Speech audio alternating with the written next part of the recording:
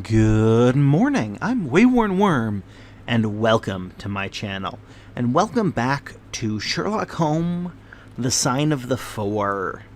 Today we're on Chapter 4, The Story of the Bald-Headed Man. We followed the Indian down a sordid and common passage, ill-lit and worse furnished, until he came to a door upon the right, which he threw open. A blaze of yellow light streamed out upon us. In the center of the glare there stood a small man with a very high head, a bristle of red hair all round the fringe of it, and a bald, shining scalp which shot out from among it like a mountain-top peak from fir tree. He writhed his hands together as he stood. His features were in a perpetual jerk, now smiling, now scowling, but never for an instant in repose. Nature had given him a pendulous lip, and a too visible line of yellow and irregular teeth, which he strove feebly to conceal by consistently passing his hand over the lower part of his face. In spite of his obtrusive baldness, he gave the impression of youth. In point of fact, he had just turned his 30th year. "Your servant, Miss Morstan," he kept repeating in a high, thin voice. "Your servant, gentlemen. Pray step into my little sanctum. A small place, miss, but furnished to my own liking. An oasis of art in the howling desert of South London." We were all astonished by the appearance of the apartment into which he invited us. In that sorry house, it looked out of place as a diamond of the first water in a setting of brass. The richest and glossiest of curtains and tapestries draped the walls, looped back here and there to expose some richly mounted painting or oriental vase. The carpet was of amber and black, so soft and so thick the foot sank pleasantly into it, as into a bed of moss. Two great tiger skins thrown athwart it increased the suggestion of Eastern luxury, as did a huge hookah which stood upon a mat in the corner. A lamp in the fashion of a silver dove hung from an almost invisible golden wire in the center of a room. As it burned, it filled the air with a subtle and aromatic odor. "Mr. Thaddeus Sholto," said the little man, still jerking and smiling. "That is my name. You are Miss Morstan, of course. And these gentlemen?" "This is Mr. Sherlock Holmes, and this Dr. Watson." "A doctor, eh?" he cried, much excited. "Have you your stethoscope? Might I ask you? Would you have the kindness? I have grave doubts as to my mitral valve. If you'd be so good, the aortic I may rely on, but I should value your opinion about the mitral." I listened to his heart, as requested, but was unable to find anything amiss, save, indeed, that he was in an ecstasy of fear, for he shivered from head to foot. "It appears to be normal," I said. "You have no cause for uneasiness." "You'll excuse my anxiety, Miss Morstan," he remarked airily. "I am a great sufferer, and I have long had suspicions as to that valve.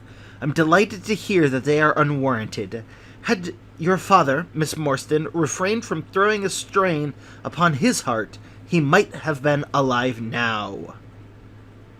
I could have struck the man across the face, so hot was I at this callous and offhand reference to so delicate a matter.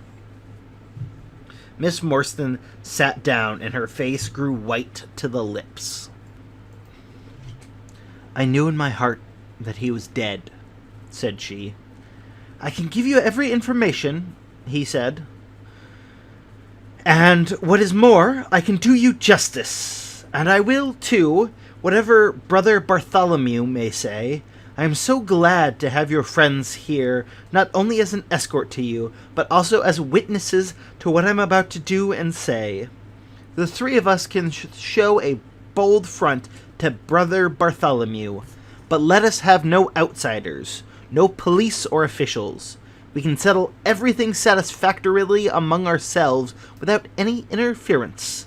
Nothing would annoy Brother Bartholomew more than any publicity." He sat down upon a low settee and blinked at us inquiringly with his weak, watery eyes. "For my part," said Holmes, "whatever you may choose to say will go no further." I nodded to show my ingredients. That is well," said he. "May I offer you a glass of Chianti, Miss Morstan, or of Tokay? I keep no other wines. Shall I open a flask? No? Well then, I trust you have no objection to tobacco smoke, to the balsamic odor of the Eastern tobacco. I am a little nervous, and I found my hookah an invaluable sedative." He applied a taper to the great bowl, and the smoke bubbled merrily through the rose-water.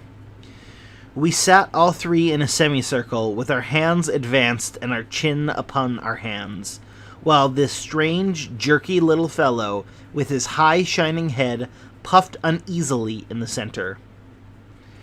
"When I first determined to make this communication to you," said he, "I might have given you my address, but I feared that you might disregard my request and bring unpleasant people with you. I took the liberty, therefore, of making an appointment in such a way that my man Williams might be able to see you first. I have complete confidence in his discretion. He had orders, if he were dissatisfied, to proceed no further in the matter. You will excuse these precautions, but I am a man of somewhat retiring, and might I even say refined tastes, and there's nothing more unaesthetic than a policeman. I have a natural shrinking from all forms of rough materialism. I seldom come in contact with the rough crowd. I live, as you see, with some little atmosphere of elegance around me. I may call myself a patron of the arts. It is my weakness. The landscape is generally Corot, and though a connoisseur may perhaps throw doubt upon that Salvator Rosa, there cannot be the least question about the Bagarreau. I am partial to the modern French school." "You will excuse me, Mr. Sholto," said Miss Morstan, "but I am here at your request to learn something which you desire to tell me.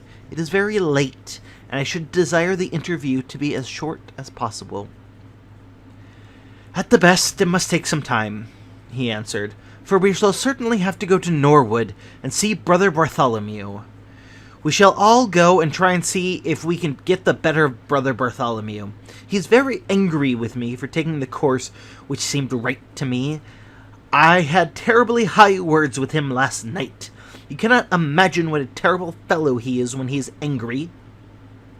"If we were to go to Norwood, it would perhaps be well to start at once," I ventured to remark. He nodded until his ears were quite red. Oh, he laughed until his ears were quite red. "That would hardly do," he cried. "I don't know what he would say if I brought you in that sudden way. No, I must prepare you by showing you how we all stand to each other. In the first place, I must tell you that there are several points of the story which I am myself ignorant. I can only lay the facts before you as far as I know them myself. My father was, as you may have guessed, Major John Sholto, once of the Indian Army. He retired some 11 years ago and came to live at Pondicherry Lodge in Upper Norwood. He had prospered in India and brought back with him a considerable sum of money, a large collection of valuable curiosities, and a staff of native servants. With these advantages he bought himself a house and lived in great luxury. My twin brother Bartholomew and I were the only children. I very well remember the sensation which was caused by the disappearance of Captain Morstan. We read the details in the paper, and knowing that he had been a friend of our father's, we discussed the case freely in his presence. He used to join in our speculations as to what could have happened. Never for an instant did we suspect that he had the whole secret hidden in his own breast. That of all men, he alone knew the fate of Arthur Morstan. We did know, however, that some mystery, some positive danger overhung our father. He was very fearful of going out alone, and he always employed 2 prize fighters to act as porters at Pondicherry Lodge. Williams, who drove you tonight, was one of them. He was once lightweight champion of England. Our father would never tell us what it was he feared, but he had a most marked aversion to men with wooden legs. On one occasion, he actually fired his revolver at a wooden-legged man, who proved to be a harmless tradesman canvassing for orders. We had to pay a large sum to hush the matter up. My brother and I used to think this was a mere whim of my father's, but events have since led us to change our opinion. Early in 1882, my father received a letter from India, which was a great shock to him. He nearly fainted at the breakfast table when he opened it, and from that day he sickened to his death. What was in that letter we could never discover, but I could see as he held it that it was short and written in a scrawling hand. He had suffered for years from an enlarged spleen, but now he became rapidly worse, and toward the end of April we were informed that he was beyond all hope, and he wished to make a last communication to us. When we entered his room, he was propped up with pillows and breathing heavily. He besought us to lock the door and to come upon either side of the bed. Then, grasping our hands, he made a remarkable statement to us in a voice which was broken as much by emotion as by pain. I shall try and give it to you in his very own words. "I have but one thing," he said, "which weighs upon my mind at this supreme moment. It is my treatment of poor Morstan's orphan. The cursed greed, which has been my besetting sin throughout life, has withheld from her the treasure, half at least of which should have been hers, and yet I made no use of it myself. So blind and so foolish a thing is avarice. The mere feeling of possession has been so dear to me that I could not bear to share it with another. See that chaplet tipped with pearls beside the quinine bottle? Even that I could not bear to part with, although I had got it out with the design of sending it to her. You, my sons, will give her a fair share of the Agra treasure, but send her nothing, not even the chaplet, until I am gone. After all, men have been as bad as this, and have recovered. I will tell you how Morstan died," he continued. "He had suffered for years from a weak heart, but he had concealed it from everyone. I alone knew it. When in India, he and I, through a remarkable chain of circumstances, came into possession of a considerable treasure. I brought it over to England, and on the night of Morstan's arrival, he came straight over here to claim his share. He walked over from the station, and was admitted by my faithful old La Chowder, who is now dead. Morstan and I had a difference of opinion as to the division of the treasure, and we came to heated words. Morstan had sprung out of his chair in a paroxysm of anger when he suddenly pressed his hand to his side. His face turned a dusky hue, and he fell backward, clutching his head against the corner of the treasure chest. When I stooped over him, I found, to my horror, that he was dead. For a long time I sat half distracted, wondering what I should do. My first impulse was, of course, to call for assistance, but I could not but recognize that there was every chance that I'd be accused of his murder. His death at the moment of a quarrel, and the gash in his head, would be black against me. Again, an official inquiry could not be made without bringing out some facts about the treasure, which I was particularly anxious to keep secret. He had told me that no soul upon earth knew where he had gone. There seemed to be no necessity why any soul should ever know. I was still pondering over the matter when, looking up, I saw my servant La Chowder in the doorway. He stole in and bolted the door behind him. "Do not fear, Sahib," he said. "No one need know that you have killed him. Let us hide him away, and who is the wiser?" "I did not kill him," said I. La Chowder shook his head and smiled. "I heard it all, Sahib. he said. "I heard you quarrel, and I heard the blow, but my lips are sealed. All are asleep in the house. Let us put him away together." And that was enough to decide me.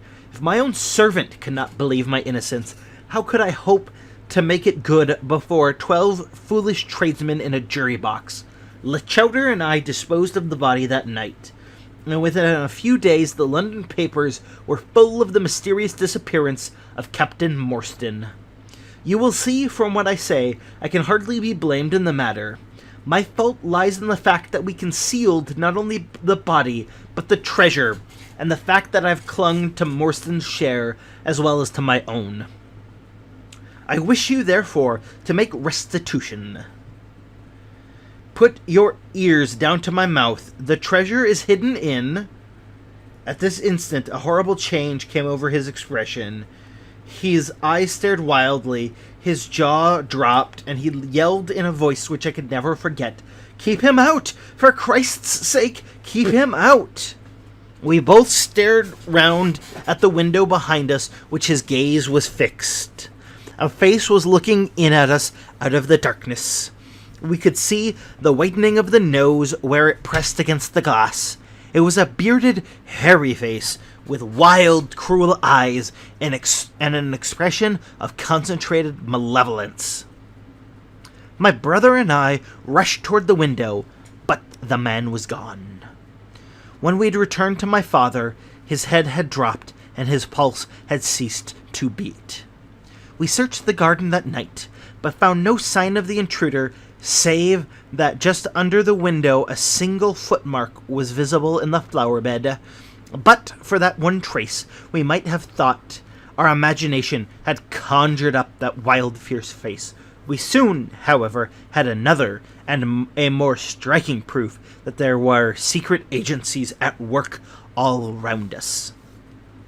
The window of my father's room was found open in the morning. His cupboards and boxes had been rifled, and upon his chest was fixed a torn piece of paper with the words, "The sign of the four," scrawled across it.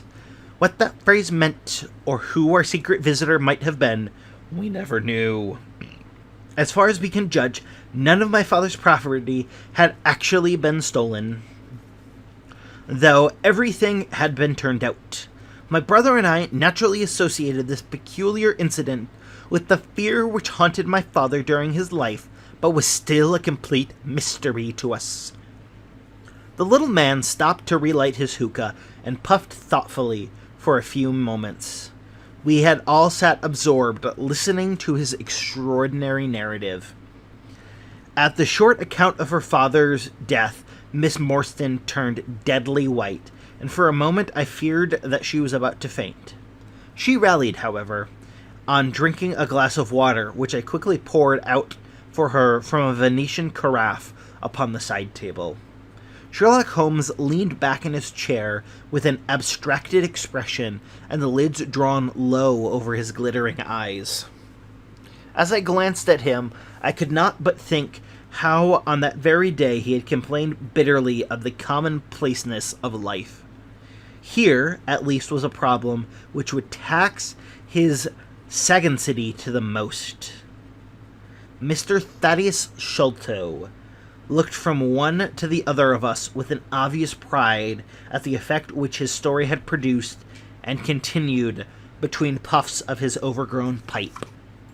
"My brother and I," said he, "were, as you may imagine, much excited as to the treasure which my father had spoken of. For weeks and for months we dug and we delved in every part of the garden without discovering its whereabouts. It was maddening to think that the hiding place was on his very lips at the moment he died. We could judge the splendor of the missing riches by the chaplet which he had taken out. Over this chaplet, my brother Bartholomew and I had some little discussion. The pearls were evidently of great value, and he was averse to part with them, for, between friends, my brother himself was a little inclined to my father's fault. he thought, too, that if we parted with the chaplet, it might give rise to gossip and finally bring us into trouble. It was all that I could to persuade him to let me find out Miss Morstan's address and send her a detached pearl at fixed intervals, so at least she might never feel destitute.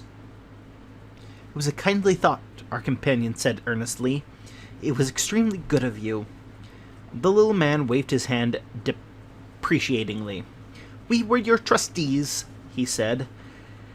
It was the view which I took. The brother Bartholomew could not altogether see it in that light. We had plenty of money ourselves. I desired no more.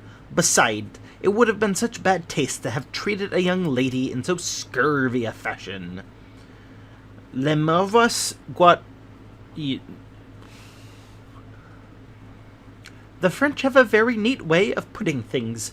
Our difference of opinion on this subject went so far that I thought it was best to set up rooms for myself, so I left Pondicherry Lodge, taking old Kitmagar and Williams with me. Yesterday, however, I learned that an event of extreme importance has occurred. The treasure has been discovered. I instantly communicated with Miss Morstan, and it only remains for us to drive out to Norwood and demand our share. I explained my views last night to Brother Bartholomew, so we shall be expected, if not welcome, visitors. Mr. Thaddeus Sholto ceased and sat twitching on his luxurious settee. We all remained silent, with our thoughts upon the new development which the mysterious business had taken. Holmes was the first to spring to his feet. "You've done well, sir, from the first to last," said he. "It is possible that we might be able to make you some small return by throwing some light upon which is still dark to you. But, as Miss Morstan remarked just now, it is late, and we had best put the matter through without delay." Our new acquaintance very deliberately coiled up the tube of his hookah and produced from behind a curtain a very long, befrogged topcoat, with astrakhan collar and cuffs. This he buttoned tightly up, in spite of the extreme closeness of the night, and finished his attire by putting on a rabbit-skin cap with hanging lappets which covered the ears, so that no part of him was visible save his mobile and peaky face. "My health is somewhat fragile," he remarked as he led the way down the passage. "I'm compelled to be a valedictorian." Our cab was awaiting us outside, and our program was evidently prearranged, for the driver started off at once at a rapid pace. Thaddeus Sholto talked incessantly in a voice which rose high above the rattles of the wheels. "Bartholomew was a very clever fellow," he said. "How do you think he found out where the treasure was? He had to come to the conclusion that it was somewhere indoors, for he worked out all the cubic space of the house and made measurements everywhere so that 1 inch should not be unaccounted for. Among other things, he found out that the height of the building was 74 feet. But upon adding together all the heights of all the separate rooms, and making every allowance for the space between, which he ascertained by borings, he could not bring the total to more than 70 feet. There were 4 feet unaccounted for. These could only be at the very top of the building.